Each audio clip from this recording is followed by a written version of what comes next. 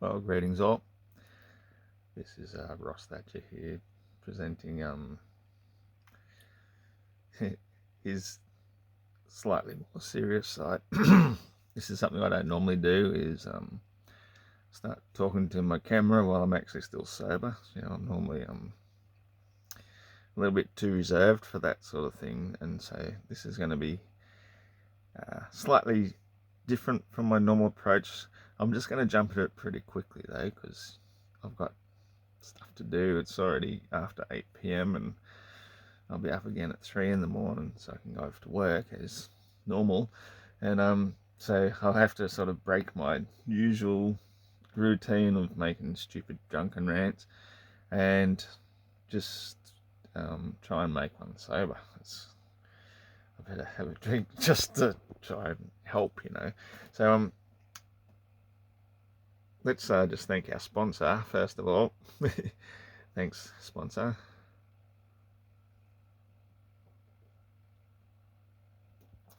So some of you may have seen just recently,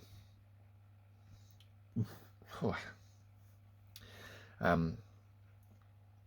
was invited onto Modern Day Debate again, thanks to the strings pulled by a certain Fight the Flat Earth person that we all know as Quaig McNeil. He's a horrible cretin of a person. He showed his true colours.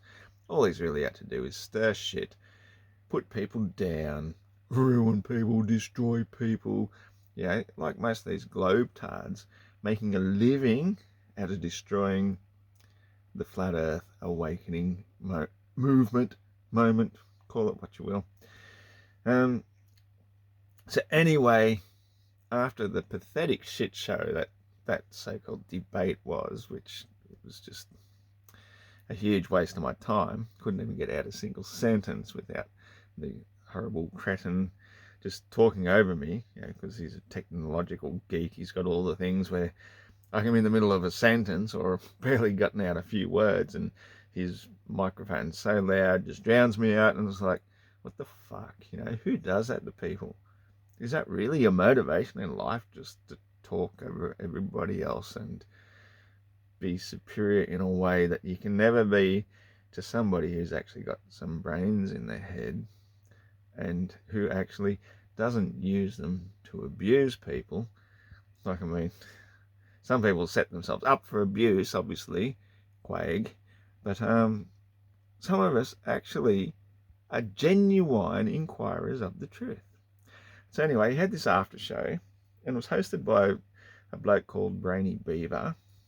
And by the time I got on, this Brainy Beaver fella seemed quite decent. I got no complaints about him whatsoever.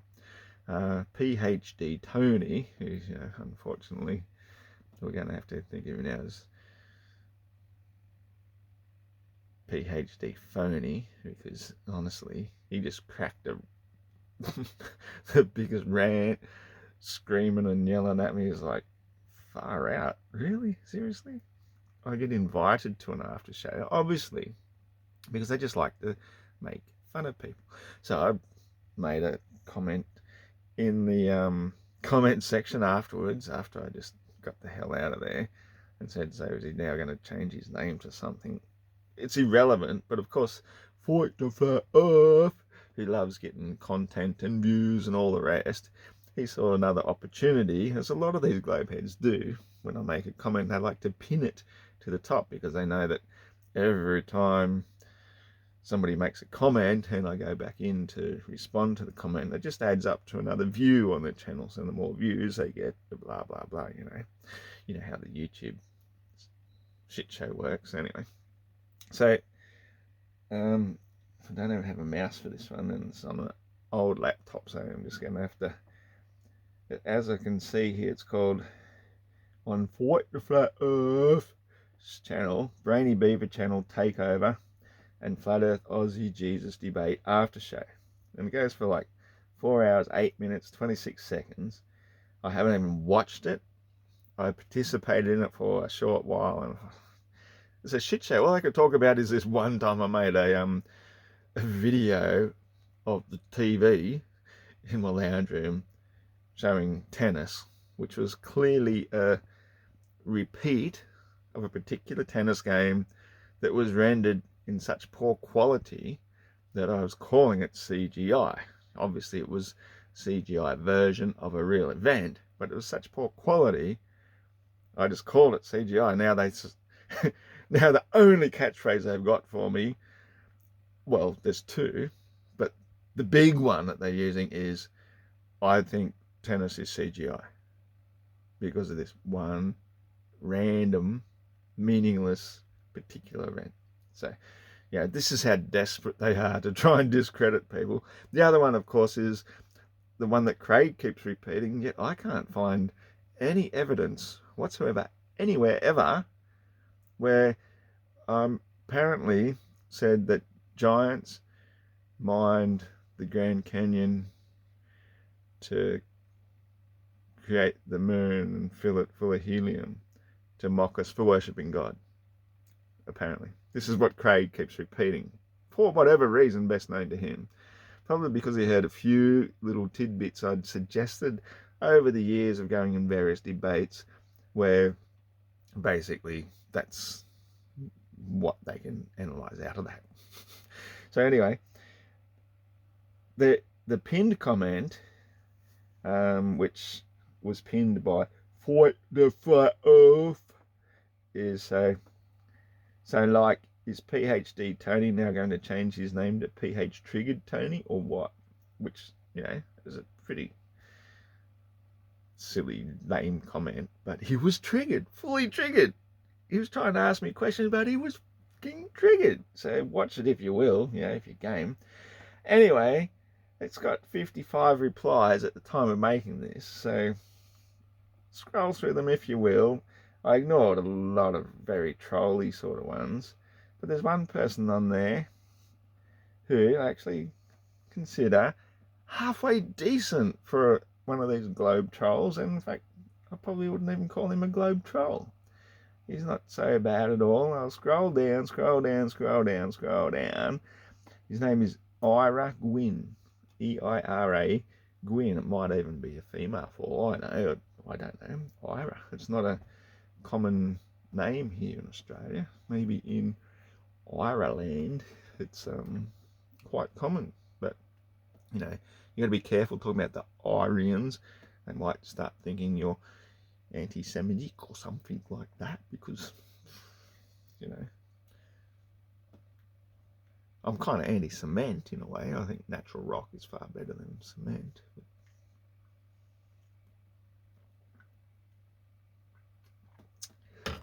On with the show. I've already wasted far more time than I intended to on this, because I'm supposed to be making dinner and stuff. So anyway, Ira Gwyn, 19 hours ago. Oh, hang on, no, that's not the one. He or she or that particular person wrote about 4 comments in a row, because I responded to quite a few comments of other people.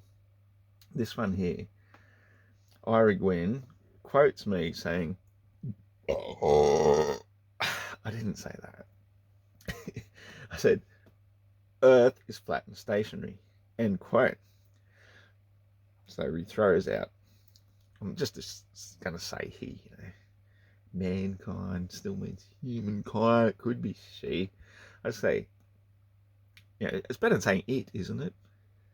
They. Well, they sort of is plural. So saying says, that's better. Single verb. Ira Gwyn says, then show a single, capitalize the word single because it just wants one. I think one that's never been married to another. Quotes, stationary flat earth, unquote, model, which can account for seasons, / the night and day cycle, / solar and lunar eclipses. A single model that can show seasons, night and day cycle, solar and lunar eclipses. All of these things are totally predictable using the Globetard model. So that's pretty cool that they said Globetard, because he could have just said globe or heliocentric model. But anyway, if you can, I will agree to apologise to you here in this public forum, and all the flatties can laugh at me, and you can claim to have made me and all the other globetards look stupid. Well, see, I don't set out to make you look stupid, unless, of course, you're going out of your way to ridicule us for understanding that we live on this stationary planet Earth, in which case, you know, you deserve what you get. But I'm not going out of my way to make you look stupid. You do a damn good job just by yourselves. So, and then the person then goes on to say, I am happy to throw out this challenge because even though I am aware that I have potentially threatened the income stream of some of my favourite YouTube posters, I know you cannot do it. That's a very odd choice of words, isn't it? I'm aware that I have potentially threatened the income stream of some of my favourite YouTube posters. And then he does a @ symbol. Do you call that the @ I guess the @ FTFE, @toon, @Simon, @cats, @PhD, @planar, @ranty. Guys, I'm well aware that I've thrown down a gauntlet, but we all know that he can have no response. Little smiley face. And so, 12 hours ago, so it was 7 hours, you know, I sleep at night. And so I'm pretty sure this is what I wrote this morning, since it's now 12 hours ago, according to the YouTube thing. And I just open up my comment to show more, and I will read it to you, because this is the gist of what I'm getting to. And I wrote 2 responses because, as I said, he had 4, and you can't sort of respond to all of them at once. So I wrote, @Ira Gwyn, have you heard of the Flat Earth, Sun, Moon and Zodiac app? It demonstrates the model quite well. Hopefully I don't have to explain the properties of matter for you. So, oh yeah, maybe I should read the one, because it's all about relative density. Yeah, I better read this one, the one he wrote 20 hours ago, edited. Not saying he's a he or she's a she or it's it. I'm just saying that singular person said, man, it's doing my head in this fucking let's just thank our sponsor one more time, shall we? Thank you, God.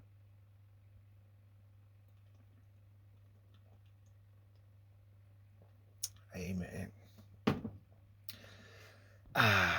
So Ira Gwyn says to @Ross Thatcher, relative density. Let's all do another non-PhD level experiment, which we can all do at home. Take a sample of any metal. Doesn't need to actually be a block. It could be a kitchen knife or a spoon or a ball bearing. Take any sample of wood. Drop them both into a bowl of water. Have to be a pretty small bit of wood, wouldn't it? Or a pretty big bowl. Let's not get pedantic. We could be here all night, and it's already 14 minutes into the bloody thing. Drop them both into a bowl of water. The metal item will sink, therefore it must have a greater relative density than the water. The wooden item will float, therefore it must have lesser relative density than water. So the metal must have a much greater relative density than the wood. Well, I don't see why it has to be much. It just has to be greater than the water. But it is definitely greater than the wood. Do you agree with this simple logical premise? Well, I've already actually qualified that, haven't I? I don't agree that it's much greater, just greater enough to sink while the wood will float. But anyway, now put the metal object on top of the wooden object. Does the vast difference in relative density between these two objects cause the metal to morph its way through the wood to a lower position in the density column? If not, why not? So this is kind of what I was responding to in my overall response, which I'll now ignore the other three in between and go straight to mine again and say, because he's asking for the model, obviously he's set up the challenge, he's dropped the gauntlet, and I've explained that the Flat Earth, Sun, Moon and Zodiac app demonstrates the model quite well. Hopefully I don't have to explain the properties of matter for you. Solids require a rather extreme amount of applied force to penetrate one another. The nature of liquids, and especially gases, makes them much more permeable. See, I'm not very good at punctuation. I should have put a full stop in there and created another sentence. I'll repeat it now with my own editing. Solids require a rather extreme amount of applied force to penetrate one another. Full stop. The nature of liquids, and especially gases, makes them much more permeable.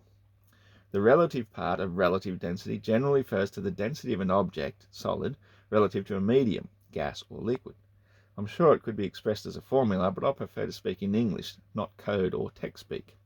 And I was going to also add or geek speak, but you know, for brevity I left that bit out. Unlike now when I'm waffling. I better have some more beer, I think. Anyway, I will in due good time.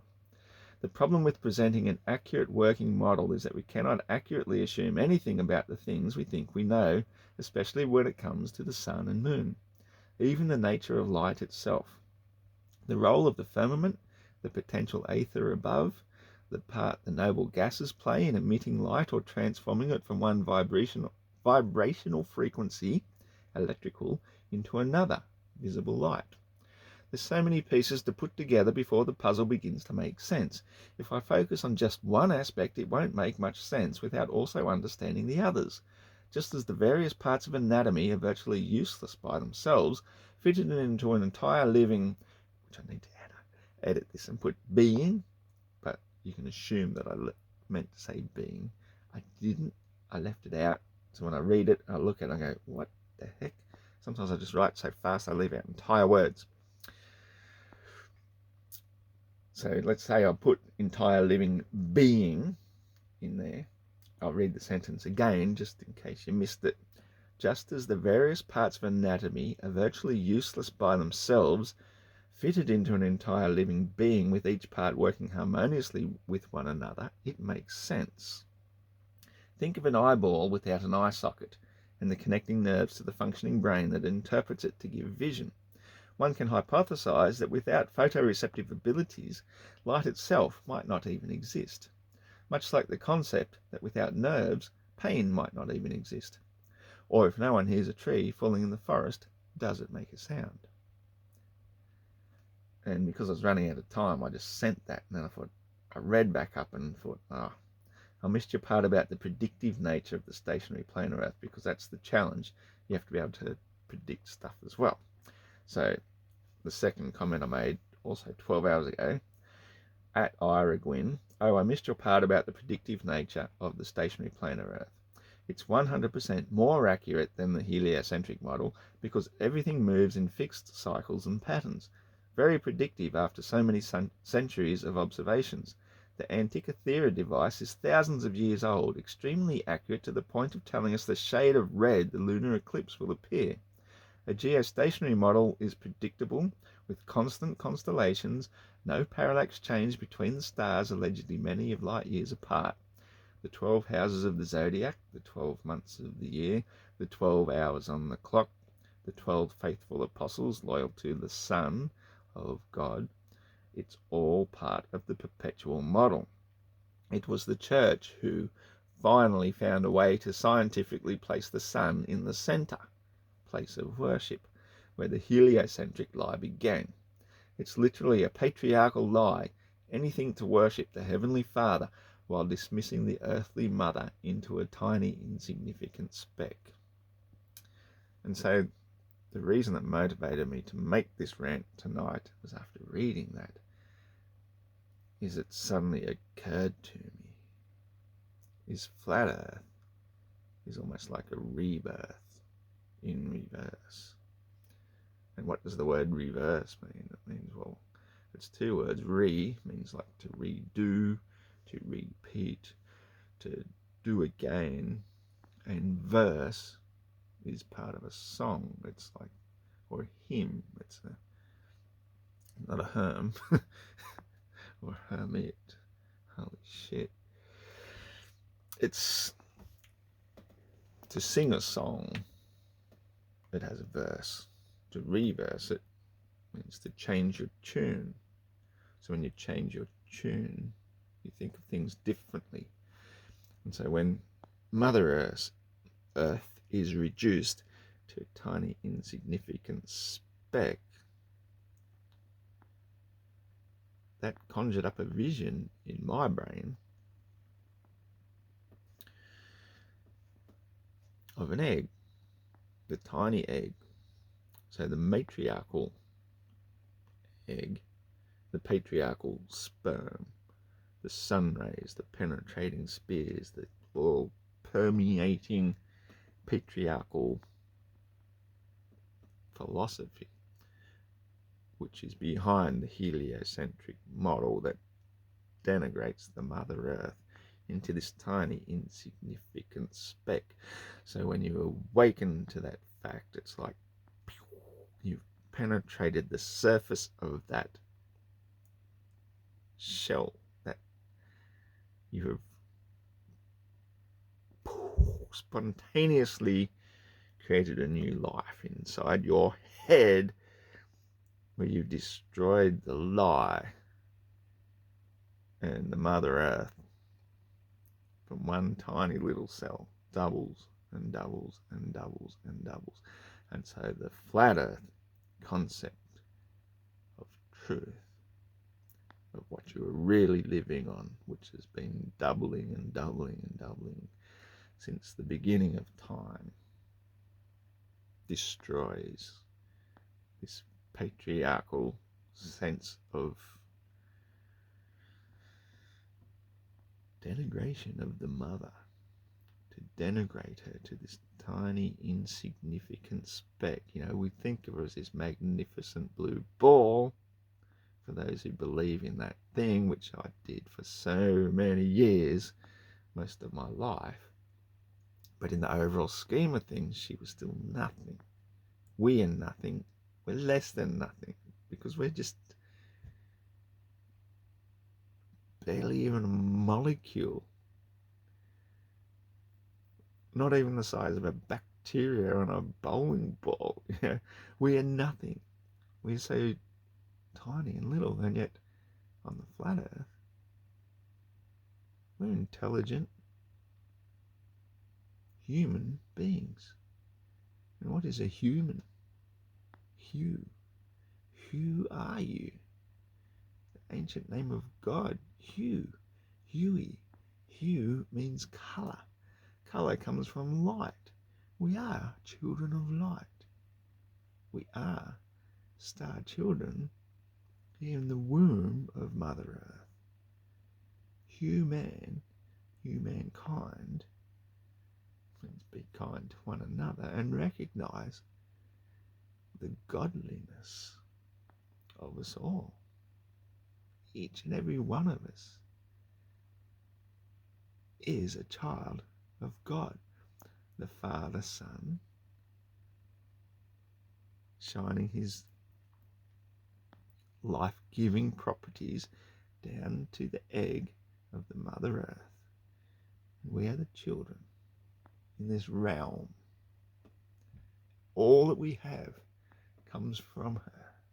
Our bodies, our breath,